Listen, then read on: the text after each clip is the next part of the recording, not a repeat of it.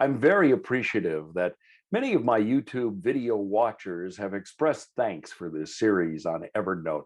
Some have asked me questions or even suggested topics, and I really thank you for that. Today, I want to answer some of the questions that people have been asking me about. Hi, I'm Dave Edwards. I post periodic videos with tips, tricks, and how to use Evernote. I also have a free weekly newsletter with other articles on productivity, management, leadership, and Evernote too. If you'd like to get on the list, just sign up at my website, daveedwardsmedia.com, or send me an email. Promise you I do not share your email addresses with anybody else, but I would like to send you my free newsletter if you're interested. Okay, let's get to some of the questions. Several people who contacted me responded to my video on using tags within Evernote and asked a very simple question. How do you get rid of the tags once you've set them up? It's easy to do, but Evernote doesn't make it real obvious. So here's what you do. Go to your listing of tags. You see those three little dots on the left side of the tag? Click on those dots, then hit delete. Our next question comes from Maria. She writes, Dave, thanks for sharing how to use tags to bring notes together, especially the notes that we use a lot. But I use the search function a lot. Can I save a search? There is a way to save searches. Enter your search term in the search box. That's in the upper right corner of your screen. But don't hit enter, and give the search a name when prompted. You'll find your saved search in the drop-down menu that appears when you click in the search box.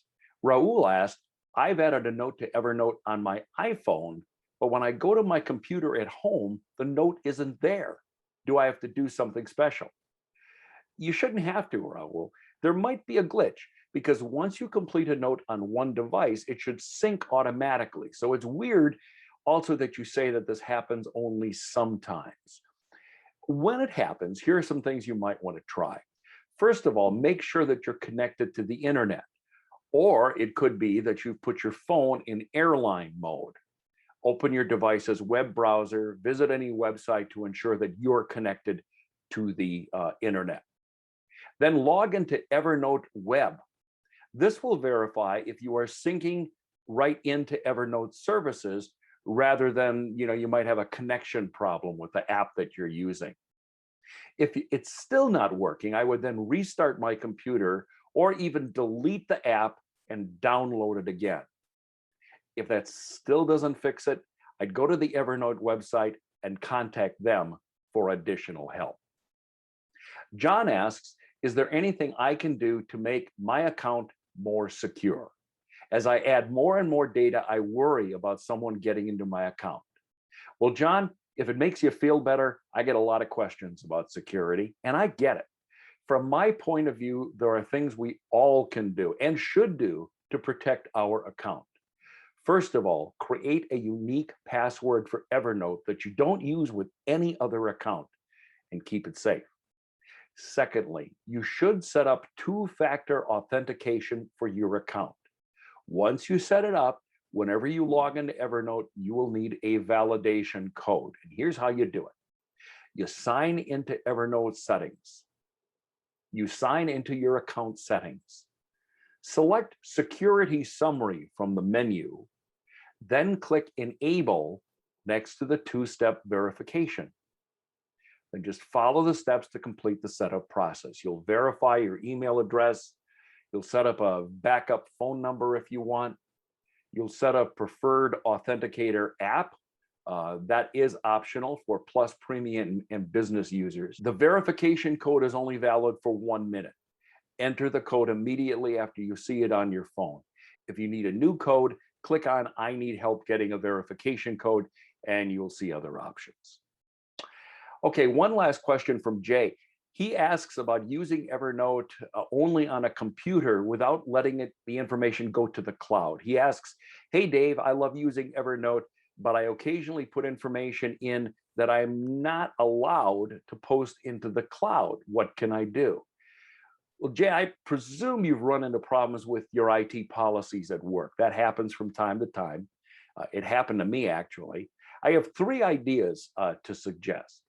The first is that you share the web pages that Evernote has on its website, which explains how they keep your data safe. Share it with your IT department. It is possible that that might convince them that this app is on the up and up. But if you're talking about personal files that you want to add an extra level of protection, here are two things you can do.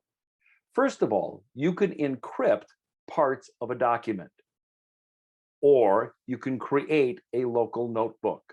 Notice that when I click the text here that I want to encrypt, and I click the encrypt button, it asks me to type in a code, a password. And then once I do, that text is hidden from users until and when I type in my password. And this can be a separate password from your Evernote account. Or you can just simply create a local notebook. When you create a notebook, you choose local notebook from the options given.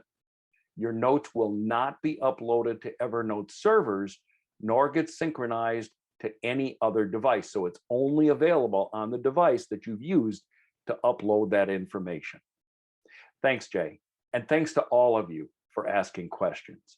If you have a question, email me and I'll try to answer your question on a future episode. This series on Evernote will be returning in September. I'm taking a little bit of time off during August to recharge. So please subscribe below, and then all future episodes will pop up in your feed.